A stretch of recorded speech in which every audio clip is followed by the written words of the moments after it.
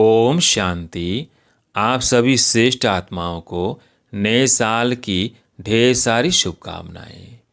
ओम शांति। आज 1 जनवरी 2024 की साकार मुरली। आज बाबा ने कहा, मीठे बच्चे, तुम राज ऋषि हो। तुम्हें राजाए प्राप्त करने के लिए पुरुषार्थ करना है, साथ साथ दैवी गुण भी जरूर धारण करने हैं। प्रश्न, उत्तम पुरुष बनने का पुरुषार्थ क्या है? किस बात पर बहुत अटेंशन चाहिए? उत्तर, उत्तम पुरुष बनना है तो पढ़ाई से कभी रूठना नहीं, पढ़ाई से लड़ने झगड़ने का तल्लुक नहीं। पढ़ेंगे लिखेंगे होंगे नवाब, इसलिए सदा अपनी उन्नति का ख्याल रहे। चलन पर बहुत अटेंशन चाहिए। देवताओं जैसा बनना है तो चलन बड़ी रॉयल चाहिए। बहुत बहुत मीठा बनना है। मुख से ऐसे बोल निकले जो सबको मीठे लगे, किसी को दुख न हो। ओम शांति। मीठे मीठे रूहानी बच्चों प्रति बाप बेट समझाते हैं और पूछते हैं कि आपकी बुद्धि का ठिकाना कहाँ है? मनुष्यों की बुद्धि तो भटकती है, कभी कहाँ कभी कहाँ। बाप समझाते हैं, तुम्हारी बुद्धि का भटकना बंद, बुद्धि को एक ठिकाने लगाओ, बेहद के बाप को ही याद करो। यह तो रूहानी बच्चे जानते हैं। अब सारी दुनिया तमो प्रधान है, आत्माएं ही शतो प्रधान थी, नंबर और पुरुषार्थ अनुसार अब तमो प्रधान बनी है। फिर बाप कहते हैं शतो प्रधान बनना है, इसलिए अपनी बुद्धि को बाप के साथ लगाओ।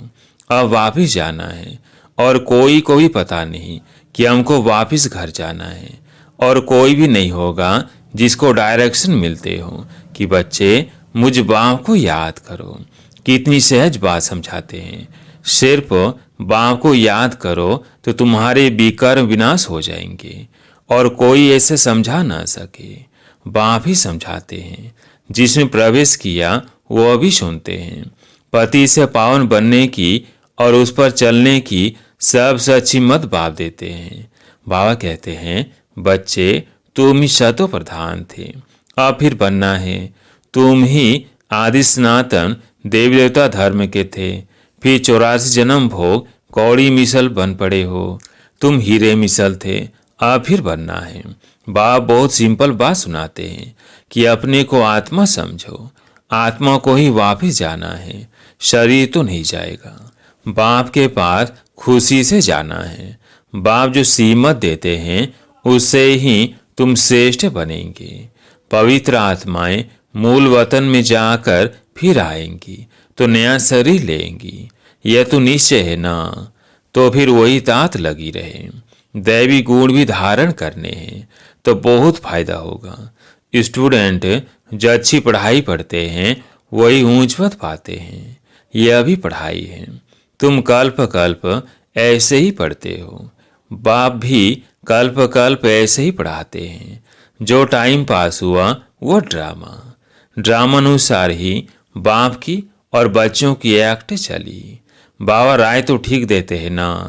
बच्चे कहते हैं, बाबा हम आपको घड़ी घड़ी भूल जाते हैं, यही तो माया के तूफान है। माया दीवा बुझा देती है। बाप को क्षमा भी कहते हैं, सर्वशक्तिमान ऑथोरिटी भी कहते हैं। जो ही वेद शास्त्र है सब का सार बतलाते हैं। वो नॉलेजफुल है, सृष्टि के आदि मध्य अंत का राज समझाते हैं। यह ब्रह्मा बाबा भी कहेंगे, हम बच्चों को समझाते हैं। बाप कहेंगे, तुम बच्चों को समझाता हूँ। उसमें यह ब्रह्मा भी आ जाता है, इसमें मुझने की बात नहीं। यह बहुत सहज राजयोग। तुम राज ऋषि हो। ऋषि पवित्र आत्मा को कहा जाता है। तुम्हारे जैसा ऋषि तो कोई हो न सके। आत्मा को ही ऋषि कहा जाता है, शरीर को नहीं कहेंगे। आत्मा है ऋषि, राज ऋषि। राज्य कहाँ से लेते हैं? बाप से। तो तुम बच्चों को कितनी खुशी रहनी चाहिए। हम शिव बाबा से राज्य भाग्य ले रहे हैं। बाप ने स्मृति दिलाई है, तुम विश्व के मालिक थे, फिर पुनर्जन्म लेते लेते नीचे उतरते आए हो। देवताओं के चित्र भी है। मनुष्य समझते हैं ये ज्योति जो समा गए। अब बाप ने समझाया है, एक भी मनुष्य ज्योति ज्योत नहीं समाता, कोई मुक्ति जीवन मुक्ति पा नहीं सकते। तो सारा दिन अंदर में बच्चों के विचार चलने चाहिए। जितना याद में रहेंगे उतना खुशी होगी। पढ़ाई पढ़ाने वाला देखो कौन है? श्री कृष्ण को लॉर्ड कृष्णा भी कहते हैं। भगवान को कभी लॉर्ड नहीं कहेंगे, उनको गॉड फादर ही कहते हैं। वो है हेवनली गॉड फादर। तुमको अब दिल से लगता है कि वही हेवनली गॉड फादर हेवन अर्थात दैवी राजधानी स्थापन कर रहे हैं। सतयुग में दूसरा कोई धर्म था नहीं। चित्र भी इन देवताओं के हैं। उनको ही आदि सनातन देवी देवता कहा जाता है। यह विश्व के मालिक थे। उन्हों को कहेंगे सतयुगी। तुम हो संगम योगी। तुम जानते हो बाबा हमको राइटियस बनाते हैं, तुम राइटियस बनते जाते हो। भिखारी को अनराइटियस कहा जाता है। ये देवताएं पवित्र हैं। लाइट भी पवित्रता की दिखाई है। अनराइटियस माना एक भी कदम राइट नहीं। शिवालय से उतर वैशालय में आ जाते हैं। यह बातें नया कोई समझ ना सके जब तक तुम उनको बाप का परिचय अच्छी तरह ना दो कि वो है हेवनली गॉड फादर। हेवन और हेल दोनों अक्षर हैं, सुख और दुख, स्वर्ग और नरक। तुम जानते हो भारत में सुख था, अभी दुख है। फिर बाप आकर सुख देते हैं। अब दुख का समय खत्म होना है। बाप बच्चों के लिए सुख की सौगात ले आते हैं, सबको सुख देते हैं। तब तो सब उनकी बंदगी करते हैं। सन्यासी उदासी भी तपस्या करते हैं, उनको भी कोई न कोई आस जरूर रहती है। सतयुग में ऐसी कोई बात नहीं, वहाँ और कोई धर्म वाले होते ही नहीं। तुम तो अब पुरुषार्थ कर रहे हो नई दुनिया में जाने के लिए। जानते हो वो है सुख धाम, वो है शांति धाम और यह है दुख धाम। तुम अभी संगम पर हो, उत्तम पुरुष बनने के लिए पुरुषार्थ कर रहे हो। पुरुषार्थ बहुत अच्छी रीति करना है, पढ़ाई से कभी रूठना नहीं है। कोई सनबनी होती है तो पढ़ाई नहीं छोड़नी चाहिए। पढ़ाई से लड़ने झगड़ने का ताल्लुक नहीं है। पढ़ेंगे लिखेंगे होंगे नवाब, लड़ेंगे झगड़ेंगे तो नवाब कैसे बनेंगे? फिर तमो प्रधान चलन हो जाती है। हर एक को अपनी उन्नति का ख्याल करना चाहिए। बाप कहते हैं, हे आत्माएं बाप को याद करो तो विकर्म विनाश होंगे और दैवी गुण भी धारण होंगे। अगर लक्ष्मी नारायण जैसा बनना है तो बाप ने ही उन्हों को भी ऐसा बनाया। बाप कहते हैं, तुम ही राज्य करते थे, अब फिर तुमको ही बनना है। राजयोग बाप संगम पर ही सिखाते हैं। तुम कल्प कल्प यह बनते हो, ऐसे नहीं सदैव कलयुग ही चलता रहेगा। कलयुग के बाद सतयुग, यह चक्कर फिरता है जरूर। सतयुग में मनुष्य कम थे, अब फिर जरूर कम होने चाहिए। यह तो सहज समझने की बातें हैं। बीती हुई कहानी सुनाते हैं, छोटी सी कहानी है, वास्तव में है बड़ी, परंतु समझने में छोटी है।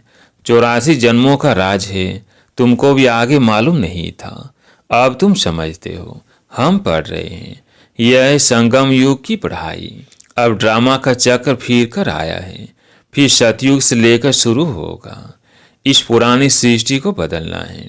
कलयुगी जंगल का विनाश होगा, फिर सतयुगी फूलों का बगीचा होगा। फूल दैवी गुण वाले को कहा जाता है, कांटा आसुरी गुण वाले को कहा जाता है। अपने को देखना है, मेरे में कोई अवगुण तो नहीं है। अभी हम देवता बनने लायक बन रहे हैं तो दैवी गुण जरूर धारण करना पड़े। बाप टीचर सदगुरु बनकर आते हैं तो कैरेक्टर जरूर सुधारना पड़े। मनीष कहते हैं सबके कैरेक्टर खराब हैं, लेकिन अच्छा कैरेक्टर किसको कहा जाता यह भी नहीं जानते। तुम समझा सकते हो, इन देवताओं के कैरेक्टर अच्छे थे ना, यह कभी किसको दुख नहीं देते थे। कोई की चलन अच्छी होती है तो कहते हैं यह तो जैसे देवी है, इनके बोल कितने मीठे हैं। बाप कहते हैं तुमको देवता बनाता हूँ तो तुमको बहुत मीठा बनना पड़े। दैवी गुण धारण करने हैं, जो जैसा है वैसा ही बनाएंगे। तुम सबको टीचर बनना है, टीचर के बच्चे टीचर। तुम पांडव सेना होना। पांडवों का काम है सबको रास्ता बताना, दैवी गुण धारण करने हैं, गृहस्थ व्यवहार में भी रहना है, घर में भी सर्विस कर सकते हो। जो आएंगे टीच करते रहेंगे, पढ़ाते रहेंगे। ऐसे बहुत हैं जो अपने पास गीता पाठशाला खोल बहुतों की सर्विस करते रहते हैं। ऐसे नहीं कि यहाँ आकर बैठना है। कन्याओं के लिए तो बहुत सहज है। मास 2 चक्र लगाया फिर गए घर। घर का संन्यास तो नहीं करना है। तुमको घर से बुलावा आता है तो जाते हो, तुमको मना नहीं है। इसमें कोई घाटे की यानी कमी की बात नहीं है, और भी उमंग आएगा। हम भी अभी होशियार हुए हैं, घर वालों को भी आप समान बनाकर साथ ले जाएंगे। ऐसे बहुत हैं जो घर में रहकर भी सर्विस करते हैं तो होशियार हो जाते हैं। बाप मुख्य बात समझाते हैं कि अपने को आत्मा समझो और मुझ बाप को याद करो। अपनी उन्नति करनी है। घर में रहने वालों की या रहने वालों से भी अच्छी उन्नति हो सकती है। तुमको कई मना नहीं की जाती है कि घर में नहीं जाओ। उन्हों का भी कल्याण करना है। जिनको कल्याण करने की आदत पड़ जाती है वो रह नहीं सकते। ज्ञान और योग पूरा है तो कोई बेइज्जती नहीं कर सकते। योग नहीं है तो माया भी थप्पड़ लगाती है। तो घर गृहस्थ में रह कमल फूल समान पवित्र जरूर बनना है। बात फ्रीडम देते हैं, भल घर में भी रहो। सब यहाँ आकर कैसे रहेंगे? जितने आते हैं उन्हों के लिए उतने मकान आदि बनाने पड़ते हैं। कल पहले जो कुछ हुआ है वो रिपीट होता रहेगा। बच्चे भी वृद्धि को पाते रहेंगे। ड्रामा भी अगर कुछ होने का नहीं है। यह जो लड़ाइयाँ आदि लगती है, इतने मनुष्य आदि मरते हैं, यह सब ड्रामा में नोंद है। जो कल्प कल्प समझाया है वही अब भी समझाऊंगा। मनुष्य भल क्या भी विचार करे, मैं तो वही पाठ बजाऊंगा जो मेरा नूंधा हुआ है। ड्रामा में कम जास्ती हो नहीं सकता। जो कल पहले पढ़े थे वही पढ़ेंगे। हरे की चलन से साक्षात्कार भी होता रहता है। यह क्या पढ़ते हैं, क्या पद पाएंगे। अच्छी सर्विस करते हैं, समझो अचानक एक्सीडेंट हो जाता है तो जाकर अच्छे कुल में जन्म लेंगे, बहुत सुखी रहेंगे। जितना सुख बहुतों को दिया है उतना उनको भी मिलेगा। यह कमाई कभी जाती नहीं है। सतयुग में तो जहाँ जीत वहाँ जन्म होगा। बहुतों को सुख दिया होगा तो golden spoon in the mouth मिलेगा। उससे कम तो सिल्वर, उससे कम तो पीतल का मिलेगा। समझ में तो आता है ना कितना हमारा योग है। राजा रानी प्रजा सब बनने वाले हैं। अच्छी रीति नहीं पढ़ेंगे, दैवी गुण धारण नहीं करेंगे तो पद कम हो जाएगा। अच्छे व बुरे कर्म जरूर सामने आते हैं। आत्मा को मालूम है हम कहाँ तक सर्विस कर रहे हैं। अगर अब शरीर छूट जाए तो क्या पद पाएंगे। अभी तुम पढ़कर सुधर रहे हो। कोई तो बिगड़ते भी हैं तो कहेंगे इनकी तकदीर में नहीं है। बात तो कितना ऊंच बनाते हैं, साईं के घर से कोई खाली न जाए। अभी साईं तुम्हारे सम्मुख है। कोई को तुम 2 अक्षर भी सुनाओ, वह भी प्रजा में आएंगे जरूर। देव देवता धर्म वाले अब तक आते रहते हैं, परंतु अब पतित होने के कारण अपने को हिंदू कहलाते हैं। तुम्हारी बुद्धि में यह ज्ञान ऐसे है जैसे बाबा के पास है। बाप ज्ञान का सागर है। बतलाते हैं यह हिस्ट्री ज्योग्राफी कैसे रिपीट होती है। टीचर भी स्टूडेंट की पढ़ाई से जान जाते हैं कि यह कितने मार्क्स में पास होंगे। हरे खुद भी जानते हैं कोई दैवी गुणों में कच्चे हैं, कोई योग में कच्चे हैं, कोई ज्ञान में कच्चे हैं। कच्चे होने से नापास हो जाएंगे। ऐसे भी नहीं आज कच्चे हैं कल पक्के नहीं हो सकते। गैलप करते रहेंगे, खुद भी फील करते हैं हम जहाँ तहाँ से फेल हो जाते हैं।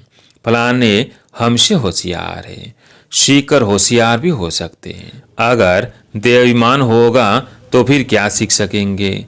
मैं आत्मा हूँ, यह तो एकदम पक्का कर दो। बाप ने स्मृति दिलाई है। बाप कहते हैं मुझे याद करो तो विकर्म विनाश होंगे, फिर दैवी गुण धारण होंगे। अपनी नब्ज देखनी है कि मैं कहाँ तक लायक बना हूँ। तुम अभी सृष्टि के आदि मध्य अंत का ज्ञान ले रहे हो। यह राज्यों की नॉलेज सिवाय बाप के कोई सिखला ना सके। बच्चे सीखते जाते हैं।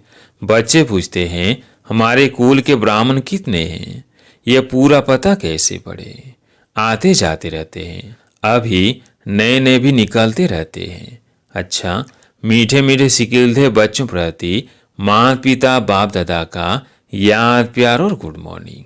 रूहानी बाप की रूहानी बच्चों को नमस्ते। हम रूहानी बच्चों की रूहानी बाप दादा को याद प्यार गुड मॉर्निंग नमस्ते नमस्ते। धारणा के लिए मुख्य सार। पहला पॉइंट है अपना दैवी कैरेक्टर बनाना है। दैवी गुण धारण कर अपना और सर्व का कल्याण करना है, सबको सुख देना है। दूसरा पॉइंट है शतो प्रधान बनने के लिए बुद्धि एक बाँव से लगानी है, बुद्धि को भटकाना नहीं है। बाँव समान टीचर बन सबको सही रास्ता बताना है। आज प्यारे मीठे बाबा का वरदान, चलते फिरते अपने द्वारा अष्ट शक्तियों की किरणों का अनुभव कराने वाले फरिश्ता रूप हो। चलते फिरते अपने द्वारा अष्ट शक्तियों की किरणों का अनुभव कराने वाले फरिश्ता रूप हो। जो बहुत कीमती मूल्यवान बेदाग डायमंड होता है, उस लाइट के आगे रखो तो भिन्न भिन्न रंग दिखाई देते हैं। ऐसे जब आप फरिश्ता रूप बनेंगे तो आप द्वारा चलते फिरते अष्ट शक्तियों की किरणों की अनुभूति होगी। कोई को आपसे सहन शक्ति की फीलिंग आएगी, कोई को निर्णय करने के शक्ति की फीलिंग आएगी, कोई से क्या शक्तियों की फीलिंग आएगी। स्लोगन, प्रत्यक्ष प्रमाण वह है जिसका हर कर्म सर्व को प्रेरणा देने वाला है। प्रत्यक्ष प्रमाण वह है जिसका हर कर्म सर्व को प्रेरणा देने वाला है। जनवरी 2024 अव्यक्त मास के लिए विशेष पुरुषार्थ की पॉइंट्स हैं। इस जनवरी मास में विशेष साइलेंस की अनुभूति करने तथा ब्रह्मा बाव समान डबल लाइट फरिश्ता बनने के लिए पुरुषार्थ की पॉइंट्स मुरली के नीचे लिख रहे हैं। यही पॉइंट्स से जनवरी मास के पत्र पुष्प में भी रहेंगी। कृपया सही ब्रह्मा बल से इसी अनुसार अटेंशन रख रोज एकांत में बैठ कम से कम 10 मिनट अव्यक्त साइलेंस का अनुभव अवश्य करें तथा पूरा ही दिन डबल लाइट फरिश्ता स्थिति में रह अपने श्रेष्ठ संकल्पों द्वारा इशारों से कारोबार करके अपने सेवा स्थानों को सूक्ष्म वतन बनाएं। बीच बीच में आपस में मिलकर इन पॉइंट्स पर गहरी रूरियान करते हुए अनुभव की लेन देन भी करें। हम सब की यह डबल लाइट स्थिति तथा साइलेंस की गहरी अनुभूति ही परमात्म प्रत्यक्षता के निमित्त बनेगी। अव्यक्ति साइलेंस द्वारा डबल लाइट फरिश्ता स्थिति का अनुभव करो। संगम युग की विशेष शक्ति साइलेंस की शक्ति है। साइलेंस में रहने से डबल लाइट फरिश्ता स्थिति सहज बन जाती है। इस स्थिति में कोई भी कार्य का बोझ नहीं रहता। इसके लिए कर्म करते बीच बीच में निराकारी और फरिश्ता स्वरूप की डील करते रहो। जैसे ब्रह्मा बाप को साकार रूप में देखा, सदा डबल लाइट रहे। साइलेंस की स्थिति द्वारा सेकंड में बच्चों को नजर से निहाल किया। ऐसे फॉलो फादर करो तो सहज ही बाँव समान बन जाएंगे। अच्छा, ओम शांति।